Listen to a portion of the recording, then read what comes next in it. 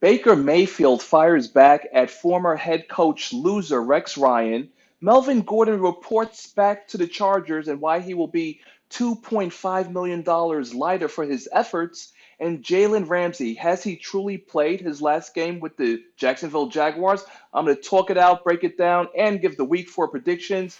As you've entered the Sports Opinion Log here in LexAnderson World, I'm LexAnderson. So if you're down with all things NFL, AFC, NFC, Jay-Z giving Meek Mill a record label while not improving the black community, follow by subscribing and pressing the bell icon to stay notified for any and all upcoming future videos while I get down with this video. So, unlike Rex Ryan, I know what my colors are. I'm representing the black and yellow Pittsburgh Steelers. And who is Rex Ryan? He is a former head coach loser of the New York Jets, and then he went upstate to the Buffalo Bills, where he was a loser there too, with a 65-68 overall record, which is below 500 for anyone that could do decent math. And as disappointed as I was in the Browns losing to the Rams on prime time in Sunday Night Football, it's a work in progress, America. You have to give them time. And yes, it's great. Jarvis Landry, Odell Beckham, Chubb, Mayfield. Everything always looks great on paper.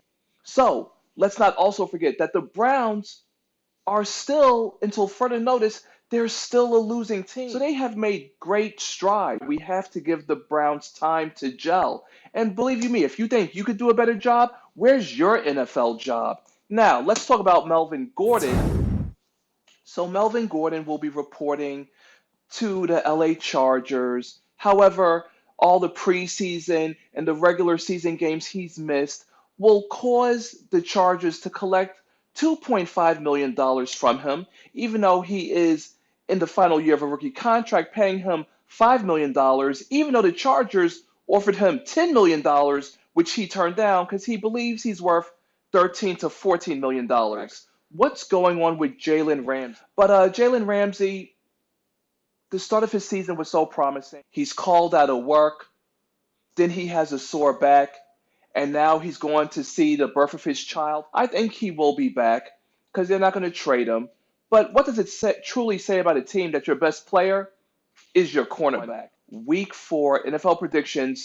Let's go. So week 3, Monday Night Football. The Bears sealed the deal. The Redskins pretty much have nothing to live for. They are a franchise in disarray. Not that I care, but luckily the Bears were my saving grace. And the Prophet ended week 3 with 10 wins for 6 losses. All right, so let's go. Thursday Night Football, Eagles at Packers. Packers who are undefeated, 3-0. However, their offense is atrocious. Aaron Rodgers is unhappy. Green Bay leads the series 26-14. They've won the last 2. Aaron Rodgers, discount double dud, 10 touchdowns, 0 interceptions versus the NFC East. Alshon Jeffries should be back for the Eagles, but I'm going to go with Green Bay at home. All right, Sunday 1 o'clock games, let's go. Titans at Falcons. I don't believe in Mariota anymore. Matt Ryan is garbage. So what do you happen when you have 2 trash teams with a series tied at 2 games apiece? The Falcons have won the last 2. Make it the last 3. I'm going with Atlanta. The 0-3 Redskins at New York taking on the Giants. Daniel Jones making his New York debut. But however, there's no Saquon Barkley. Out 4 to 8 weeks, make it a month or 2 with a high ankle sprain. Does Daniel Jones have what it takes to lead the G-Men to victory? Let's go for Daniel Jones. He lit it up in his rookie debut, being the first NFL rookie to throw for 300-plus yards and have 2 touchdowns in the air and rushing. So very impressive. And the Giants have won the last 2 out of the 3 games. Look for them to keep on rolling. Chargers taking on the still looking for their first win Dolphins. Let's go with the Chargers, even though the Dolphins lead the series 16 games to 13, and Miami has won the last 2. Can the Dolphins upset the Chargers? I still like the chances for the Chargers. Raiders at Colts. The Raiders lead the series 8 games to 7. However, the Colts have won the last 5 out of 6 games. Brissett is playing like a man on a mission. He should be giving Colts fans something to believe. Next, I'm going to go with the Colts. Brissett, I got your back. Panthers at Texans, series tied at 2. Panthers have won the last 2. Deshaun Watson, it's time to show that you belong. I'm going to go with the Texans on this one. The undefeated Chiefs taking on the undefeated Lions at Detroit.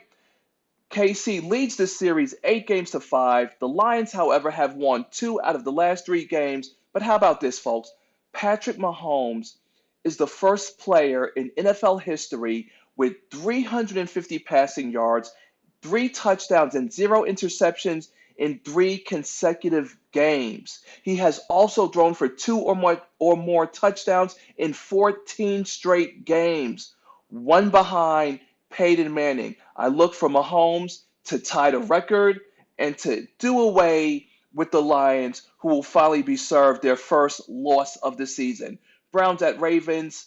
Oh boy, this should be electric. Baker Mayfield, Lamar Jackson. I'm going to go with the Ravens. You know why? The Ravens defense is no joke. They lead the series 30 games to 10. The Ravens have won the last 6 out of 7 games. Put your money on Baltimore, folks. And in the battle of undefeated teams, we have the 3-0 Patriots taking on the 3-0 Buffalo Bills, Bills Mafia. But you know what? You know what, folks? New England leads the series 73 wins to 43 losses with 1 tie. Patriots have won the last 5, and the Patriots defense is the first team in the Super Bowl era to not allow a passing or rushing touchdown in the first 3 games of the season. Look for the Patriots to keep on rolling and for the Bills to suffer their first loss of the season. Okay, here we go. 4 or 5 games. Buccaneers at Rams, who are still undefeated. Let's go with the Rams, who've won the last 5 games and lead the series 14 games to 8. In the Battle of the Birds, we have the Seahawks at the Cardinals. Cardinals are still looking for their first win. I look for the Seahawks to rebound from their disappointing loss against the Teddy Bridgewater Saints.